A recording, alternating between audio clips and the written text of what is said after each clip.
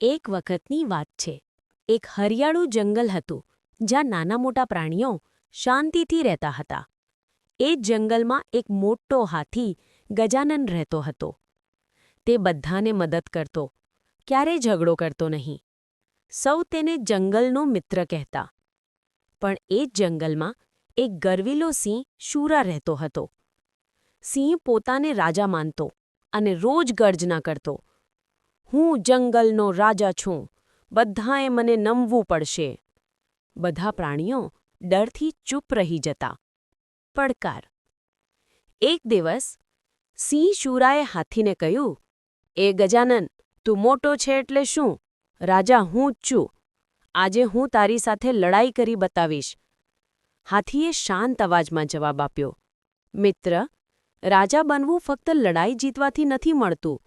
રાજા તો એ જ કહેવાય કે જે બધાનું ભરોસો જીતે." પણ સિંહને આ વાત સમજાઈ નહીં. તે ગુસ્સામાં હાથી પર હુમલો કરવા દોડી આવ્યો. મુકાબલો. સિંહે તેના નખોથી હાથીને ખંજવાળવાનો પ્રયાસ કર્યો. હાથીએ શાંતિથી પોતાનું સૂંઢ ઊંચક્યું અને સિંહને પકડીને થોડી દૂર નદી કાંઠે મૂકી દીધો. સિંહ પાણીમાં છપાકથી પડી ગયો.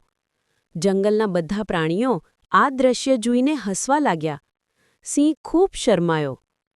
હાથીએ સિંહને પ્રેમથી કહ્યું, "જુઓ શુરા, તાકાતનો ઉપયોગ બીજાને દુઃખ આપવા માટે નહીં, પરંતુ સુરક્ષા માટે કરવો જોઈએ. હું ઈચ્છું છું કે તું મારી સાથે મળીને જંગલનું રક્ષણ કર."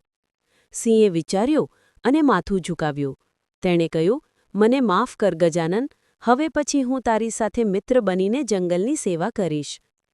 તે દિવસથી હાથી અને સિંહ બંને મળીને જંગલના પ્રાણીઓની રક્ષા કરવા લાગ્યા. જંગલમાં શાંતિ અને સુખ છવાઈ ગયું.